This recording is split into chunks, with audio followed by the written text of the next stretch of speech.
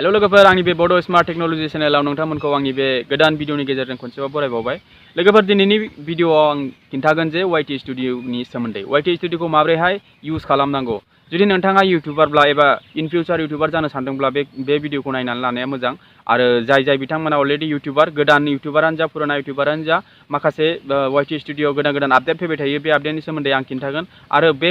नोंथाङा जुदि इउटिउबारब्ला वाइटि स्टुडिअ एप्लिकेसनाथ' थाखानांगौ। आरो जुदि नोंथाङा वाइटि स्टुडिअ एप्लिकेसन लायाखैब्ला इनस्टल खालामना लायाखैबा प्ले स्ट'राव थांनानै लानो हागोन। मानो होनब्ला साफ्रोमबो इउटिउबारा वाइटि स्टुडिअनि गोनांथि जायो। आरो बे भिडिअनि गेजेरजों आं बेखौबो खिन्थागोन जे नोंथांनि आर्निंआ जुदि नोंथाङा मनेटाइजेसन अन जादों आरो नोंथाङा सानदों जे सानफा एफा नोंथांनि आर्निंआ माने माइनास जालांबाय थायो, खम जालांबाय थायो, नोंथाङा सानदों माने इउटिउबा दानलांगासिनो नङा होमबा, बेखौबो आं क्लियार खालामनानै होगोन। आरो लोगोसे बेखौबो खिन्थागोन जे नोंथांनि चेनेला ग्र' जादोंना जायाखै आरो नोंथांनि बबे भिडिअआव बांसिन भिउस फैदों आरो मानि सोमोन्दै नोंथाङा भिडिअ बानायनांगौ जाहाथे नोंथांनि चेनेला ग्र' जायो। अब्ला आं बेफोरनि डिटेलखौ आङो मबाइल स्क्रिनावसो खिन्थागोन। आसा खालामो बे भिडिअखौ फार्स्टनिफ्राय लानानै जोबजासिम नायलांगोन होननानै। अब्लाथ' मबाइल स्क्रिनाव टाइमखौ बरबाद खालामालासिनो आङो डाइरेक्ट खिन्थानोसै मबाइल स्क्रिनाव। लोगोफोर भिडिअखौ नायलांबाय थादो। आङो बेहाय मबाइल स्क्रिनाव फैबाय आरो वाइटि स्टुडिअ एप्लिकेसनखौ आङो अपेन खालामबाय। अके, बेफोरबायदि इन्टारफेस फैबाय। बियो आंनि मनेटाइजेसन जाखानाय चेनेल आर'नाइ टेक्निकेल। सिगां माइकेल बिटिवाइ टेकमोन, आङो आर'नाइ टेक्निकेल नामखौ सोलायनानै आर'नाइ टेक्निकेल होनाय जादों।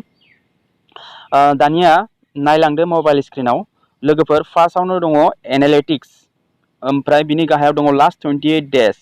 Estimated revenue delayed 1 day. माने सानसेनि लेट जायो, माने दिनैनि आर्निंआ माने गाबोनसो हाबगोन आरोखि, ओमफ्राय दिनै हाबनाय आर्निंआ मैयानिसोमोन। थिग बेफोरबायदिनो आरो बेखौ सिम्पलि बेयावनो हमनो हायो। ओमफ्राय वाट्स टाइम आवार्स दङ, ओमफ्राय बे 28 डेजनिल' अनलि। बेयाव जोङो भिउस मराव क्लिक खालामबासो मिथिगोन। ओमफ्राय सेकेन्ड अपसनाव दङ भिउसआव माने थिर मोननै दङ। डेट मिन्स जोबोद मोजाङै आरो माने चेनेला जोबोद मोजाङै सोलिगासिनो आरो आंना। ओमफ्राय साबस्क्राइबारा दङ 350 माइनास जानानै दङ। बेबो माने बेसेबां बारायदों बेयाव नायनो हायो। जों बेफोरखौ आङो खिन्थालांबाय थागोन। दे भिउ मराव आं क्लिक खालामसै। बेहाय नोंथाङाबो भिउ मराव क्लिक खालामदो। भिउ मराव क्लिक खालामनानै दानिया अभार भिउनि गाहायाव रियेल टाइम भिउस 48 आवार्सनि गेजेराव बेयाव 8,321 भिउस 48नि गेजेराव आङो मोननो हादों। आरो जुदि नोंथाङा मासनिखौ नायनोब्ला जुलाइ मासाव नायनोब्ला बेसेबां भिउस मोनदों, 1 जुलाइनिफ्राय लानानै 8 जुलाइसिम, दिनैथ' जेनेबा 10 जुलाइ जाबाय, साननैनिखौ बेयाव हमाखै। सानसे बा साननैनिया बिदिनो लेट जालांबाय थायो। अब्ला बेयाव भिउसआव 1 जुलाइनिफ्राय लानानै 8 जुलाइसिम 32,258 भिउस मोनदों आङो 8 दिननि गेजेराव। साबस्क्राइबाराव क्लिक खालामदो। साबस्क्राइबाराव क्लिक खालामनाय बेयावबो 28 डेजनि। बेयाव एर'आव क्लिक खालामनानै नोंथाङा बुजिनो हागोन जे नोंथाङा बबे मासाव बेसेबां साबस्क्राइबार मोनदों, बे मासाव बेसेबां साबस्क्राइबार मोनदों, नङा होमबा। आङो जुलाइ मासनिखौनो हमना लाबा आं जुलाइ मासाव क्लिक खालामसै। जुलाइ मासाव आंना अनलि 93ल' जानानै दं। 8 दिनाव 93ल' साबस्क्राइबार फैदों। बेनिफ्राय जुन मासाव फैदोंमोन आंना 408, जोबोद मोजाङै फैदों। थिग बेफोरबायदि नोंथाङा साबस्क्राइबारखौबो नायनो हायो आरोखि। दानिया इउआर एस्टिमेटेड रेभिनिउ, नोंथांनि चेनेला जुदि मनेटाइजेसन जायाखैबा बे रेभिनिउनि अपसना फैनाय नङा। इउआर एस्टिमेटेड रेभिनिउआव आं क्लिक खालामगोन। क्लिक खालामनानै हमनानै ला बेहाय $59.50 दङ, नङा होमबा। मैया $62मोन, बाट दा $59.50 दङ। नोंथाङा बेयाव कनफिउज जायो जे आंनि जिथु आर्निंमोन मैयासो दंमोन बा दहायसो दंथारोमोन एफा इसिखिनि डलार, ओमफ्राय दा मानो बिसिम खम जाखो, आंनि फैसाया मायाव दानलांखो होननानै नोंथाङा टेनसन जायो, नङा होमबा। आङो बेखौ क्लियार खालामनि लोगोफोर। लास्ट 28 डेज होनदों बेहाय, मास मोनसेनिल' बेयाव शो जायो। टटेल आर्निंआ बेयाव नोंथाङा नायनो हागोन। खिन्थु नोंथांनि जिथु बेयाव आर्निं डलार, नोंथाङा जिथु डलार थाखादों, बियो लाइफ टाइमनि थाखाय बेयाव थाबाय थागोन। आरो बिनिफ्राय माइनास जानायनि जाहोना बेनो जे दिना थांगासिनो, माने बेयाव मास मोनसेनिल' शो जायो। हमनानै ला नैबे लास्ट 28 डेजनि एर'आव आं क्लिक खालामगोन। एर'आव क्लिक खालामनानै हमनानै ला नैबे जुलाइ मास, नङा होमबा। बे जुलाइ मासाव आं क्लिक खालामगोन $11.56 जानानै दङ दिनैनि आपडेट जाथ'वाखै मैयानिया आपडेट जाथ'वाखै दा आपडेट जागोन अब्ला बे जुलाइ मासाव $11.56 आंना बे 8 दिननि गेजेराव जानानै दङ ओमफ्राय हमनानै ला जुन मासाव आं क्लियार खालामदो आं जेबो लाखुमाया लोगोफोर आं क्लियार खालामगोन आं बेसेबां आर्निं खालामो बे चेनेलजों आरो बेसेबां फैसा हाबो बेफोरखौबो आङो क्लियार खालामलांबाय थागोन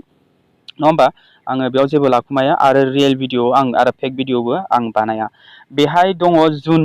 मासाव आं क्लिक खालामनाय लोगो लोगो $66.43 दङ अब्ला जुन मासाव $66.43 ओमफ्राय नैबे जुलाइ जोङो प्लास जाहैगोन बे 66आ बे $11 जों प्लास जानानैसो बे मासनि 21 आव नोंथांनि पेमेन्टआ बेंकआव रिलिज जाहैयो आरो रिलिज जानायनि उनाव सानबानि उनाव 25 आव नोंथांनि बेंकआव एकाउन्टआव हाबफैयो अब्ला बेयाव जुलाइ मासजों जुन मासजों प्लास खालामनानै नायोब्ला जोंहा नायोब्ला लास्ट 28 डेज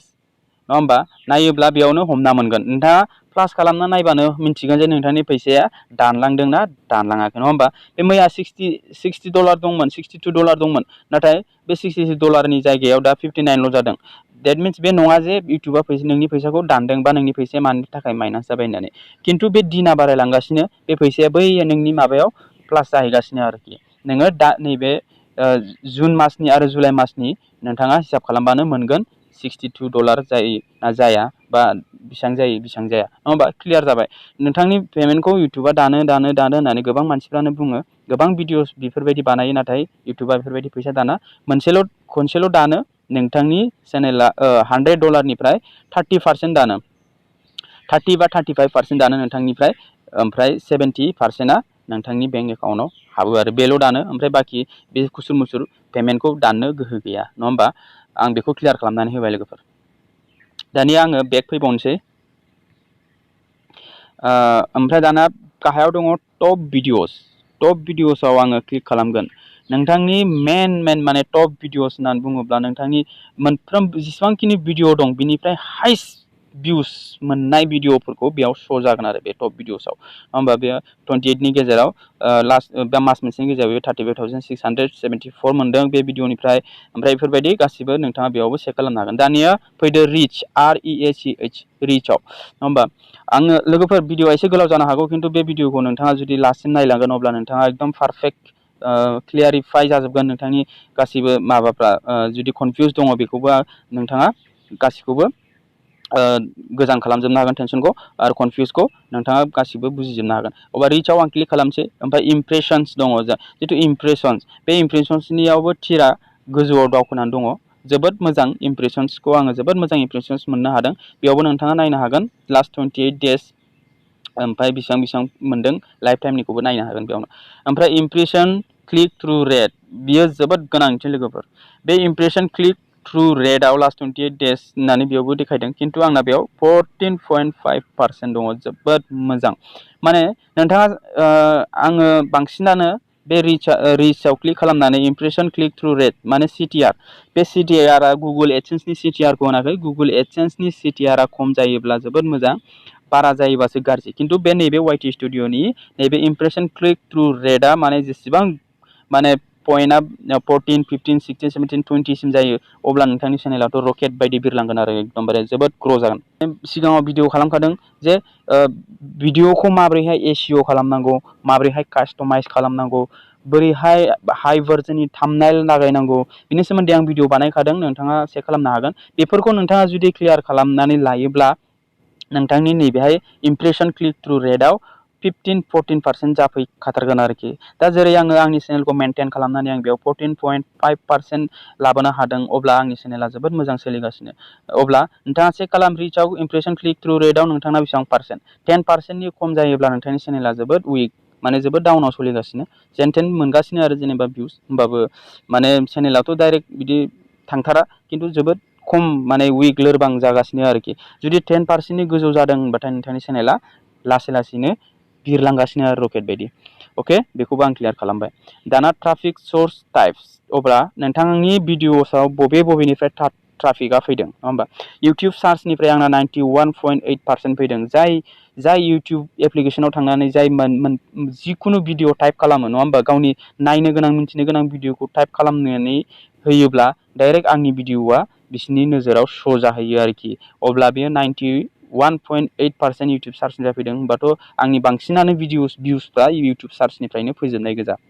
ओमफ्राय आदार इउटुब फिचार्स माने बिदिनो बेफोरबायदि गुबुन गुबुन चेनेलनिखौ नायोब्ला नोंथांनि चेनेला बेयाव रिकमेन्डेड जाफैयो बियो 2.8% ओमफ्राय साजेस्टेड भिडिअस नोंथाङा जुदि गुबुननि भिडिअसखौ नायदोंब्ला नायबाय थानानै गाहायाव जि साजेस्टेड जानानै होयो गाहायाव फैयो साजेस्टेड अब्ला बे साजेस्टेड भिडिअआव नोंथांनि भिडिअआबो शो जायोब्ला बेखौ होनो साजेस्टेड भिडिअस बेयो 2.6 आरो ब्राउज फिचार्स माने जिखुनु इउटुब खुलिनाय लोगो लोगो नोंथांनि भिडिअआ बेयाव फैयो मोनसे मोननै भिडिअनि गाहायाव अब्ला बेयो 1.1%ल' आरोखि बांसिनानो आंना इउटुब सार्चनिफ्राय फैदों जोबोद मोजां टप एक्सटार्नेल सर्सनो दाना माखासे माने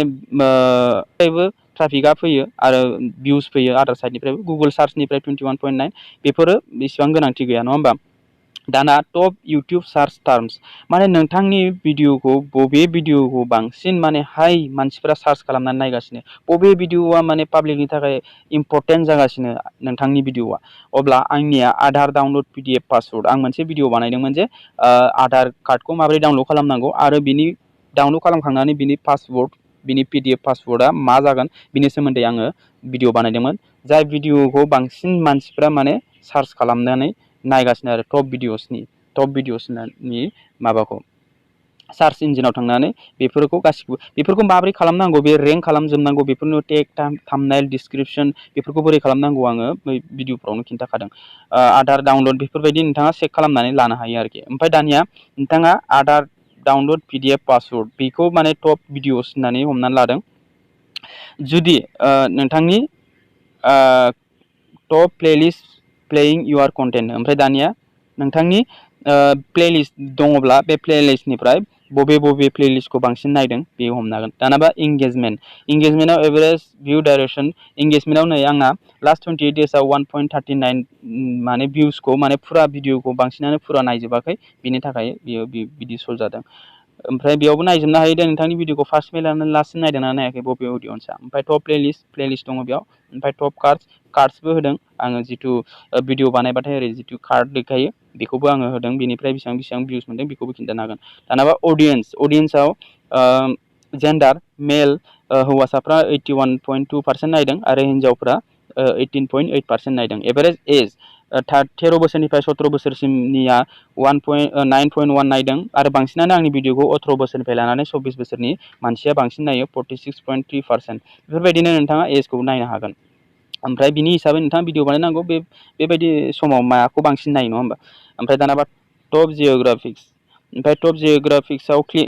नोंथाङा नुगोन जे इण्डियानिफ्राय 94.2% नायदों पाकिस्ताननिफ्राय 1.6% नायदों नेपालनिफ्राय 1.4% नायदों बांलादेशनिफ्राय 0.8% नायदों साउदी आरबियानिफ्राय 0.1% नायदों